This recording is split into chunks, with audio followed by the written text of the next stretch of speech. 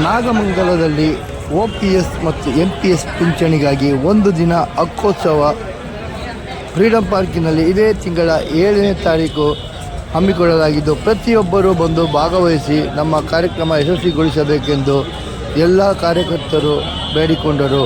ಹಾಗೂ ಒಂದು ದಿನ ನಮ್ಮ ಎಲ್ಲ ಸವಲತ್ತು ಬೇಡಿಕೆಗಾಗಿ ಎಲ್ಲರೂ ಒಗ್ಗೂಡಿಸಿ ನಮ್ಮ ಈ ಕಾರ್ಯಕ್ರಮ ಯಶಸ್ವಿಗೊಳಿಸಬೇಕೆಂದು ಮನುಕುಮಾರ್ ಹೇಳಿದರು. ಮತ್ತೆ ನಾವು ಪುನರ್ಜಾರಿಗೆ ತರಬೇಕು ಅನ್ನೋ ಉದ್ದೇಶದಿಂದ ನಾವು 2015ರಿಂದ ಹಲವಾರು ಹೋರಾಟಗಳನ್ನು ಮಾಡ್ಕೊಂಡು ಬರ್ತಾ ಇದ್ದೀವಿ.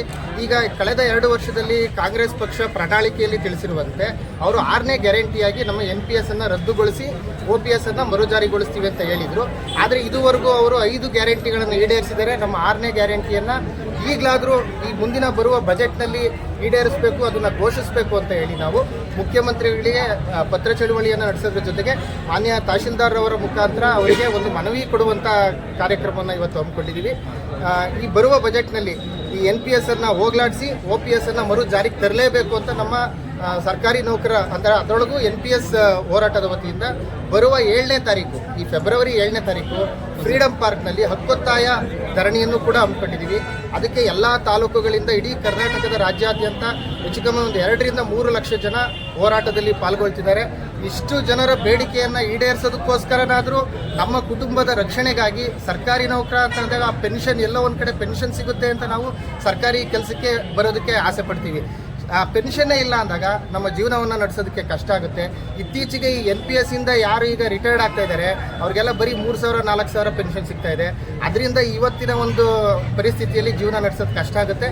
ಹಾಗಾಗಿ OPS ಅನ್ನು ಮರುಜಾರಿಗೊಳಿಸಬೇಕು ಅಂತ ಹೇಳಿ ನಾವು ಮುಖ್ಯಮಂತ್ರಿಯವರಿಗೆ ಈ ಪತ್ರ ಚಳುವಳಿಯನ್ನು ನಡೆಸ್ತಾ ಇದ್ದೀವಿ. ಜೊತೆಗೆ 7ನೇ ತಾರೀಕು ಹಕ್ಕೊತ್ತಾಯ ಧರಣಿಯನ್ನು ಫ್ರೀಡಂ ಪಾರ್ಕ್ನಲ್ಲಿ ಹಮ್ಮಿಕೊಂಡಿದ್ದೀವಿ. ನಾನು ಮನುಕುಮಾರ್ AS ಅಂದ್ಬಿಟ್ಟು ಜಿಲ್ಲಾ ಪ್ರಧಾನ ಕಾರ್ಯದರ್ಶಿ NPS ನೌಕರರ ಸಂಘ ಮಂಡ್ಯ. Thank you. ಲೇಡೀಸ್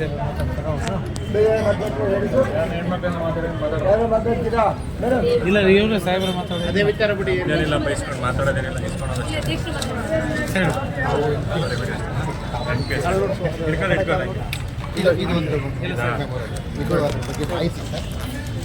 ಸರ್ಕಾರಿ NPS ನೌಕರರ ಸಂಘದ ವತಿಯಿಂದ ಪತ್ರ ಚಳುವಳಿಯನ್ನು ನಡೆಸ್ತಾ ಇದ್ದೀವಿ.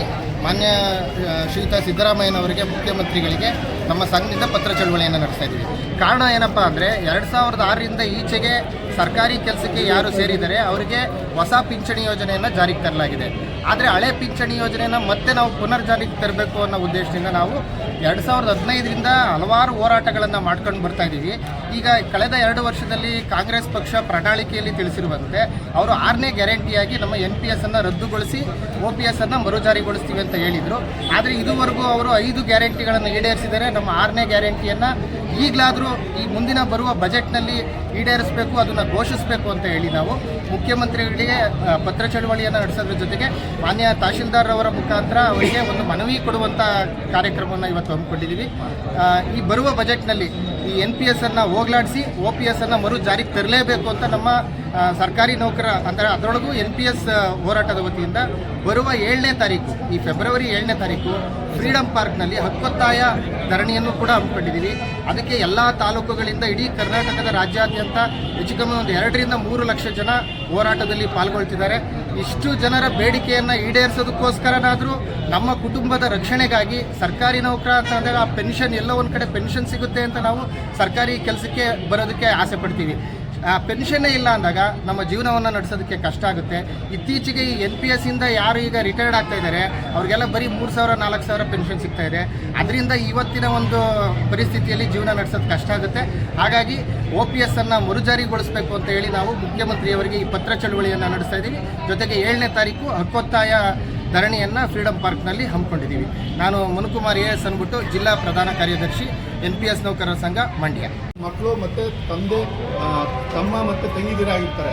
ಹಾಗಾಗಿ ನೀವುಗಳು ಕೂಡ ನಮಗೆ ಸಪೋರ್ಟ್ ಮಾಡಿ ಈ ಒಂದು OPS ಪಡೀಲಿಕ್ಕೆ ನೀವೆಲ್ಲರೂ ಸಹಕಾರ ನೀಡ್ತೀರ ಅಂತ ತಿಳ್ಕೊಳ್ತಾ ಈ ಒಂದು ಮನವಿಯನ್ನು ತಹಸೀಲ್ದಾರ್ ಮೂಲಕ ಮನೆ ಮುಖ್ಯಮಂತ್ರಿಗೆ ಸಲ್ಲಿಸ್ತಾ ಇದ್ದೀವಿ. ತಮ್ಮ ಹೆಸರು ಲಿಂಗರಾಜ್ ಅಂತ ಅಧ್ಯಕ್ಷರು ಮಾಡಿ ಚೂರು ಜಾರಿ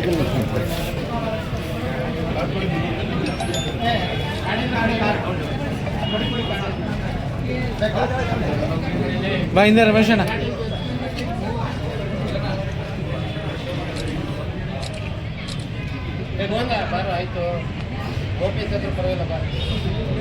ಹೋಗ್ಲಾಡಿಸಲಿಕ್ಕೆ ಸುಮಾರು ನಾವು 10 ರಿಂದ 12 ವರ್ಷ ಸತತವಾಗಿ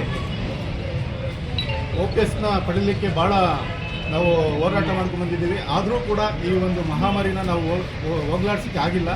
ಈ ಸಾರಿನಾದರೂ ಮಾನ್ಯ ಮುಖ್ಯಮಂತ್ರಿಗಳಿಗೆ ಎಲ್ಲ MPS ನೌಕರರಿಂದ ಪತ್ರ ಚಳವಳಿಯನ್ನು ಹಮ್ಮಿಕೊಂಡು ಈ ಒಂದು ಬರುವ ಬಜೆಟ್ನಲ್ಲಿ ತಾವು MPSನ ಹೋಗ್ಲಾಡಿಸಿ OPSನ ಜಾರಿಗೊಳಿಸಲಿಕ್ಕೆ ತಾವು ದಯಮಾಡಿ ನೌಕರನ ಕಷ್ಟವನ್ನು ಅರ್ಥ ಮಾಡಿಕೊಂಡು OPSನ ಜಾರಿ ಮಾಡಿ ಅಂತ ಹೇಳಿ ಈ ಒಂದು ಪತ್ರ ಚಳವಳಿನ ಮೊನ್ನೆ ತಹಸೀಲ್ದಾರ್ ಅವರ ಮುಖಾಂತರ ನಾವು ಮಾಡ್ತಾಯಿದ್ದೀವಿ. ದಯವಿಟ್ಟು ಮಾನ್ಯ ಮುಖ್ಯಮಂತ್ರಿಗಳೇ, ಈ ಮೂಲಕ ನಮ್ಮ ಅಳಲನ್ನು ಸಾಕಷ್ಟು ಬಾರಿ ನಿಮ್ಮಲ್ಲಿ ನಾವು ತೋಡ್ಕೊಂಡಿದ್ದೀವಿ. ಈಗಲೂ ಕೂಡ ಅದೇ ಪ್ರಯತ್ನದಲ್ಲಿದ್ದೀವಿ. ದಯವಿಟ್ಟು ತಾವು ಈ ಒಂದು ನಿಮ್ಮ ಬಜೆಟ್ನಲ್ಲಿ ಘೋಷಣೆ ಮಾಡಿರುವಂತೆ ನಮ್ಮ MPSನ ಹೋಗಲಾಡಿಸಿ OPSನ ಜಾರಿಗೊಳಿಸಬೇಕು ಅಂತ ಈ ಮೂಲಕ ನಾವು ಕಳಕಳಿಯ ಪ್ರಾರ್ಥನೆ ಮಾಡ್ಕೊತಾ ಇದ್ದೀವಿ. ದಯವಿಟ್ಟು ಬಂಧುಗಳೇ, ಎಲ್ಲರೂ ಕೂಡ ಇದೇ 7ನೇ ತಾರೀಕು ಶುಕ್ರವಾರ ಹಕ್ಕೊತ್ತಾಯವನ್ನು ಬೆಂಗಳೂರು ಫ್ರೀಡಂ ಪಾರ್ಕಲ್ಲಿ ಮಾಡ್ತಾ ಇದ್ದೀವಿ. ಎಲ್ಲ ನೌಕರ ಬಂಧುಗಳು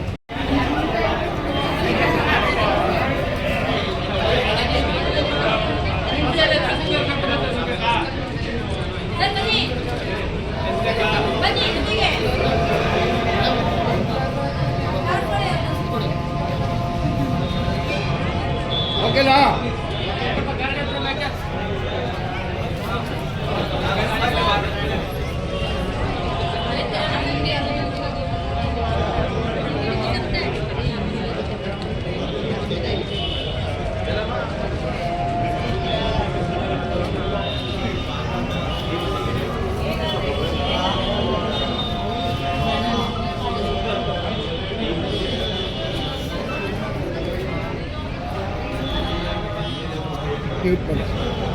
ಘೋಷಣೆ ಹೋಗ್ತೀರಾ?